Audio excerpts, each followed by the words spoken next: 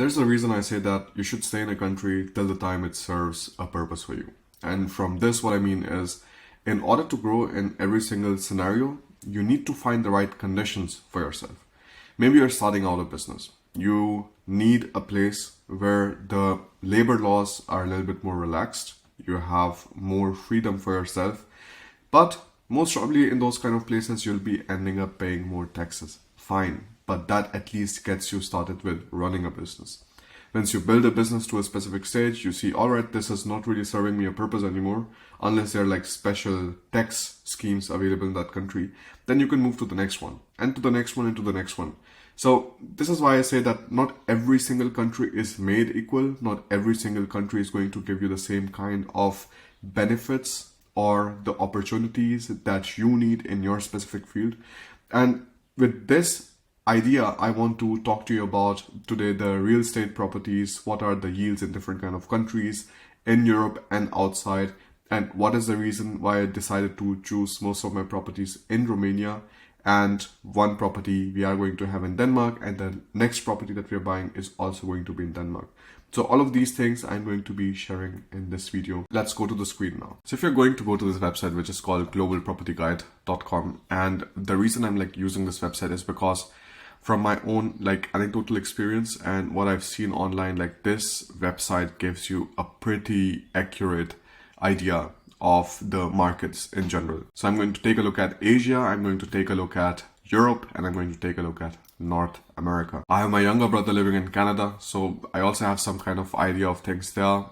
We have family living in Germany, we have a house in Denmark, we have our properties in Romania, and we have heard about these things from people in Sweden and Norway too. So we have a little bit of idea of that too. And then afterwards, India, I come from India. So of course, I also know it from my parents and so on, how things work there. Now, it's very important to take a look at a lot of things here. And I'm going to go through them one by one. The very first thing that I find extremely important is if it's pro-landlord or is it pro-tenant. Because in the previous video, you saw that there was one person who bought an apartment in Berlin and he wanted to use it for his own personal usage. And he spoke to the tenant that, hey, when I have to move in, is it going to be fine for you to move out? Tenant said yes, but then afterwards, now it has been over a year that he's still in the process of trying to get to his apartment and start living there. And it is impossible because it is not pro-landlord. So almost an additional year in order to get the apartment. So of course, this was something that wasn't planned. That resulted in me paying a lot of lawyer fees. Germany is a pro-tenant country. Tenants have more rights than the landlords, which sound absolutely horrible. So that's the first place where I did not want to invest any kind of money inside at all. If I would invest money in these kind of countries, I would only invest if I'm putting it for short-term rentals. So Airbnb and so on, where you do not really have people who are going to stay for longer duration and they will not really count as long-term tenants and the same kind of rights are not getting applied to them. I know that sounds horrible, but if you think about it, you are having a tenant who is living in your apartment and anything that goes wrong, you have to fix for them all the time. They can get lawyers and they can ask for getting the rent lower all the time if there's some kind of construction, whatever happening. Now, construction is also happening so that you can help the people out, right? If there's a facade getting built, if it's a balcony which is getting repaired, whatever, you are first of all putting that money inside, and then you have to take lesser money to increase the value of the apartment. This is something I didn't understand. This is something what happened in a previous apartment when we were living in Hamburg, and I could not understand this at all, that the people of the building, they gathered together and they were there's construction happening in the balcony, we are going to ask for a 50 euro decrease, a 10% decrease of the rent. And I was this sounds really ridiculous, because if I would be a landlord, I would not really be happy with this. So first thing I wanted to do was find a country which is pro-landlord. So what do you do with that? So pro-tenant countries we can take a look at, and this is strongly pro-tenant countries: Luxembourg, Denmark, France, Sweden, Spain. This is the same reason that I'm not investing in Spain, I'm not investing in Sweden, I'm not investing in France or Luxembourg, even if it would give me good yields. Because after that, the second thing would come: how is the yield, right? How is the price to rent ratio? So like how much and how many years will you be able to recuperate the cost? Price to rent ratio is directly related to the rental yield. So if you can just take a look at the rental yield, you can see the price to rent ratio. So for Spain, it's interesting that you're having like, almost like 6% rental yield, but then that's not really that great. Like 5.5%, it's very different than 6% again. Also, the increase in the housing prices and stuff, it hasn't been that dramatic. Plus, it being strongly pro-tenant, this is not something that I'm like very interested in. Let's go to the next countries which are pro-tenant. You have Switzerland, Austria, Germany, Belgium, Estonia, Cyprus, Netherlands, Portugal, Turkey, Russia, Italy, Ireland, Lithuania. All these countries are pro-tenant countries. From all these countries, what you would see, the best rental yields you're getting in Lithuania. And also this could be a possibility of like having more and more Lithuania being like more business friendly somehow, like maybe more expats going away from the West and whatever is happening culturally from the West Europe, like back to Lithuania, whatever. But there are like some outliers here, which I find really, really interesting. Because for example, if you take a look at this, you will find that the highest rental yields are coming from Lithuania, Ukraine. Really difficult. It's very difficult for me to make the sense of that. Ireland, so like one reason could be that people simply cannot afford to buy an apartment. And because they cannot afford to buy an apartment and maybe the interest rates are so high that they're forced to rent it. And if there's still a lot of people and there's very little supply of the apartments, then you can really jack up the prices and you can have a lot more rental yield. Ukraine sounds crazy. Ireland, this is something I know from anecdotal experience. There was somebody who was telling me that like the prices for even studios and stuff are absolutely ridiculous in Ireland. So like it's really not affordable. And of course, you guys, if you're from any of these countries, please share your experience in the comments here. It's always nice to hear. Romania, I really love for a few reasons, and you will see this here. First of all, the rental yield, lovely, 6.16%. You have pro-landlord policies.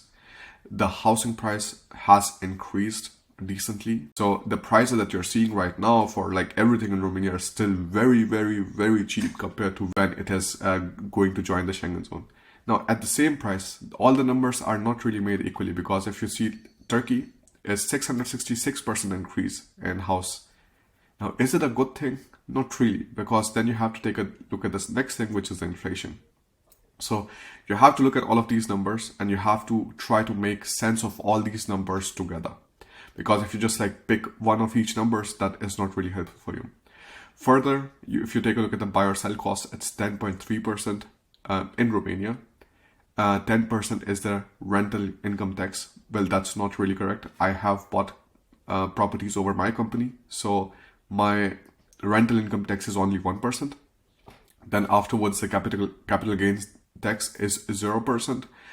That's also very interesting, but most probably this is for the people who are selling it privately. Because if you're selling it as a company, you're still going to pay 1% tax on the profits. Well, not really. 1% tax on the entire revenue that you would make. And if you're going towards the profit scheme, which is 16% in Romania, then you'll be paying 16% tax on the profits. But this is really nice. Like if you're a private person, you can sell the apartment or the house if it's lower than 90,000 euros with 0% tax on the capital gains. So like this is what I don't understand, that many people are writing to me that like Bharat, if like Romania is so great, like why are not many people moving there? But it's like, guys, I don't know. Like maybe many people do not have the courage to try out new things, but I had the courage to like go there, try the thing out, and I'm very surprised and very happy that things worked out the way they did. So I cannot like speak for other people, because for other people, the thing is like many people are also sheeple. They just like to go to places where other people have gone. For example, Estonia. They're going to go to Estonia, where Estonia is one of the biggest scams like you can go inside. You have 0% tax on the company profits. But as soon as you take the money out, 20% dividend tax, you are paying social contributions. Even dividends are not saved from social contributions, things like that. It's absolutely horrible laws. So Estonia is a country I will never make my company in. Maybe the only time I would make my company in Estonia is if I'm like taking the money in Estonian company and then afterwards on 0% tax like getting the rest of the money like in some other country over company and so on, because when one company gives the other company dividends, it's taxed generally much lower. So that could be one situation that you could be taking a look at. So like Cyprus anyways, like the reason I'm not like choosing Cyprus either is like I'm already having a house on an island and it's not nice all the time because sometimes the ferries get cancelled and then you are still kind of stuck in this one place. Every single time you have a stamp in the passport, that means the government can always check and control how many days, how many months you're staying in one country versus the other. In Romania, there is no drama like that. You can be in Romania as much as you want. There are no border checks. Like they just see your passport when you're entering the border, but that is pretty much it. They actually just check the passport and they check this vehicle registration. That's it. Go back and forth as much as you want. Nobody cares, nobody checks. And that's something I really like, that people have still some kind of freedom for themselves, which is not really available for other countries, especially when you have to take a flight to some other country or when you have to get your passport stamped. That's not something I'm looking at. So what did I say? Like the most important thing that I really like is like the rental yields, that it's pro landlord, that the price to rent ratio. So if I'm going to show you my properties, like they're paid off in 16 years. So like it goes between like 16 to 14. And if I take a look at the average of these, it's like 16 years. And this is the reason I'm saying that this website is so accurate, that these are all the like buildings that I bought myself, apartments I bought myself, and like even there the data like fits 1-to-1, which is a really good indicator that you can rely on some of the values of a particular website. We go next, and that is going to be Canada. Unfortunately, Canada and US both are like pro tenant, and rental yields are fine, but capital gains are not so great. There was 300 tenants on rent strike. Like when I read like bullshit like this, I don't understand it, because like I do not want to invest in a country like this where there will be people who will all of a sudden like do a strike, whatever, and all of a sudden like you're not getting your rent anymore. In Romania, the properties that I have are in Bucharest, and Bucharest generally is known for people who are working in IT companies and have decent salaries. That's why everything is more expensive and people are also happy to pay. Also, another funny thing that I find about Romania is that you as a landlord are always allowed to enter the tenant's property. So every month you're able to do that. Like you can go once a month, check things. I don't really do it. I think the most important thing is like trying to vet the tenants in the starting itself. And there were a lot of like important things that I learned over the years that I think I will make a separate video about. So like I said, like Canada and stuff is also not something that I'm really interested in at all, because if stuff like this happens, and these kind of things happen very frequently. I was speaking to my uncle who also lives in Canada, and he was like, if you get somebody inside who is happy to like threaten you with like some legal situations and things like that, this can really turn into a bad experience very fast. So now we take a look at Asia. In Asia also, for example, in India, the rental yield is not that great, 4.57%. I don't understand how they wrote the house price increase has been 0%. I don't believe that at all. So like this is definitely not correct. Capital gains tax, yes. Rental income tax, buy or sell costs, but rental yield in general is not that great. If I would like invest in Asia, like I would maybe think about investing in Georgia, because Georgia is still a tax haven. A lot of people register their companies in Georgia because of favorable tax regimes. So like that's also a country that I could think about buying rental properties in. So like this is also not really something that really speaks to me that much, right? Because the price to rent ratio, if you see, is also like not that great in the real Asia. Like they're counting Georgia as Asia, which kind of like is almost Europe already, but it's like 9 years and pro landlord. So this is something I'm happy about. And maybe it is difficult for some of you guys like who are not landlords to understand like the situation of a landlord. I can totally get it, like if I get some hate on this video for that, but it's very difficult, because we recently had a couple who stayed in an Airbnb, and I posted this on Instagram that the couple came with two brothers, like this wife's brothers, and they wanted to get married here in Denmark. So my wife's clients. and they had a fight. They had a fight in the house and they broke the door. They put the elbow inside the door. There's such a big hole, and nothing ever went wrong in the entire house except us getting some tenants like that. So when these kind of things happen, which are somehow unfortunately unforeseeable, if we would know that this would happen, we would not have offered them the apartment at all, the house at all. But when these kind of things happen, you need to be able to fix those things from the income of the property itself. Because otherwise, if you're not making profit from a property, if you're not able to cover the cost of running the property itself, then you're doing charity. And with the charity, you are not really going to be able to be financially successful or financially stable in the longer run. So this is the reason why I think that like having pro-landlord policies in general, I personally find it much better than having like pro-tenant policies, because that is also something which forces more people, incentivizes more people to have their own apartments and so on. And in the end, having lesser dependence on other people. So home ownership, I personally find really important, so that you are not really having somebody else dangling over your head. And at the same time, also thinking about it in the side of, okay, if I'm going to run it, if I'm going to buy a property, how can I buy a property which is going to have maybe two sides? One side I can rent out, other side we can keep for ourselves, or like two floors where there's a separate entrance that like one floor we can rent out and one could be for ourselves, something like that. That's very important. I would really recommend for anybody who is going into buying any kind of property, because you will have to take a loan for that anyways. If you have to take a loan for that, take loan for something which can make you money back.